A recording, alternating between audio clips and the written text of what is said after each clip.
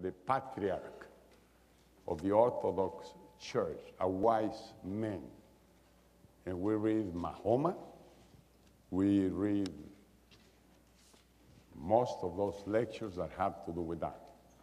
So my cathedral is the world, my God is that God. It doesn't have a name, but it's a God. Next question. How do you feel about Hispanics being the new majority in Houston? 44% according to the latest census. But yet we don't have a leading voice or face. What would be the message to our community, especially the younger generation who's not active politically? Let's go for the mayorship. Let's go for the presidencia municipal, guys. Let's go for it. No, let me first say that Mexicans here are very loyal to this nation, are very thankful to what this nation has done for them, the way it has welcomed them. But what is mentioned in this question is absolutely true.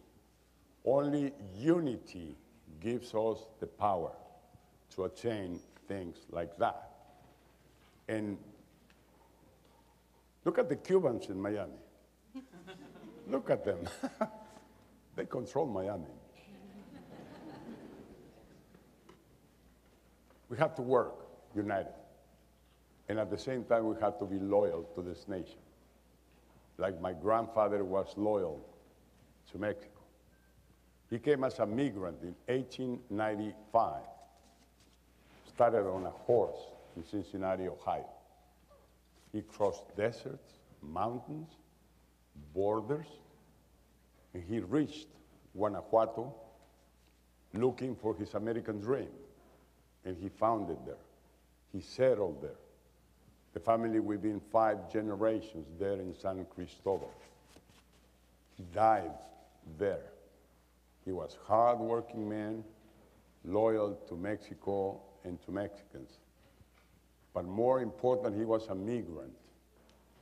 Without a penny in his pocket, he took that trip down to Mexico. Same as our people is doing today. Coming here for opportunities, coming here to make some money, and enhancing the income of the family. That's what he did, being an American. He went there. And this nation has been built by migrants. Right here, except we have an Indian Apache, the rest, we all have a migrant heritage. And that's the way this nation has been built. And where would the Andrew Groves, president of Intel, would be coming to this nation if we build walls? Isolation is not the answer. There are many and much better answers to that problem. Okay, we have many questions, so if you want to keep your questions or your answers a little bit shorter, that'd be nice. What do you think about recent U.S. policymakers that want to designate Mexican cartels as terrorist groups? What's the use of that? What's the difference? We have to solve a problem, whether they're criminals or they are terrorists. What's the difference? Okay. Next, what advice would you give to President Obama as he looks to reform U.S.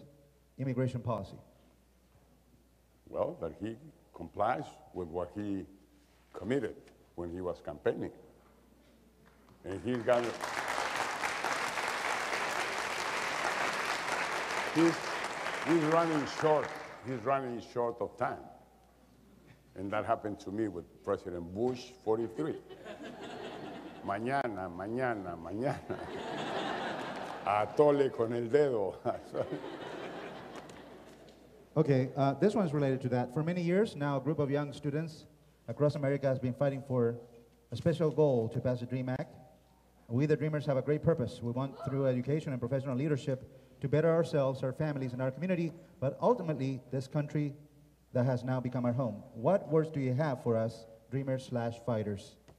Keep fighting. We have alive personalities, like I mentioned, Colin Powell and many others. I think sooner or later, all of this would be understood. And let me tell you what, this Dame tiempo, no voy a contestar todas. All right. What was I going to say?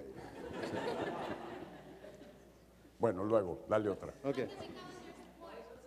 They want to get your support for this, basically. Total. You just tell me what I have to do and I'll do it.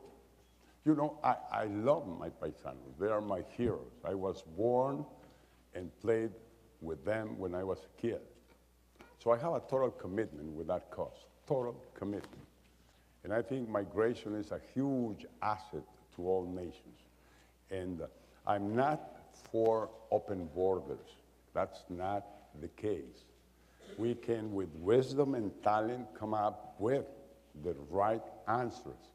And there is one right answer to all of that. Is the one that is in federal Congress, in US Congress. The bill presented by Senator Kennedy and Senator McCain, backed up by President Bush administration and my own administration.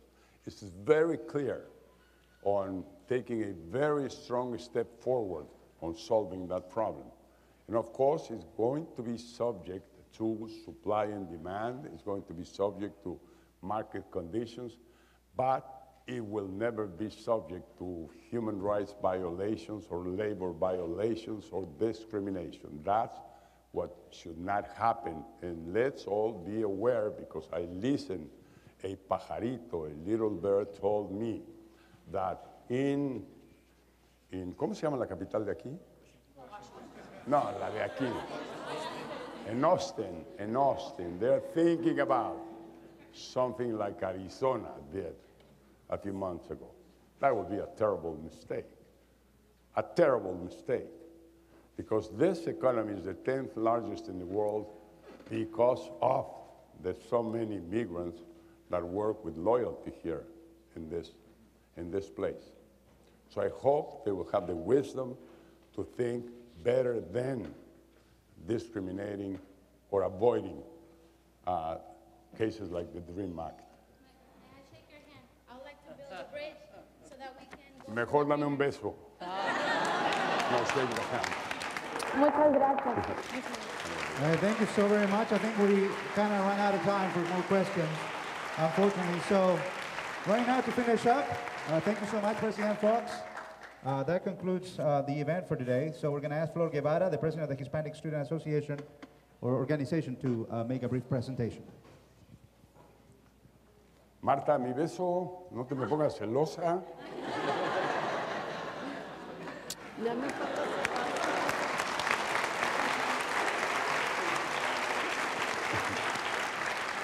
Good afternoon.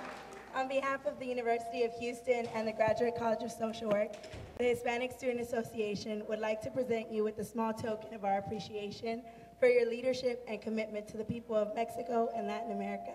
Thank you. Gracias. Muchas gracias.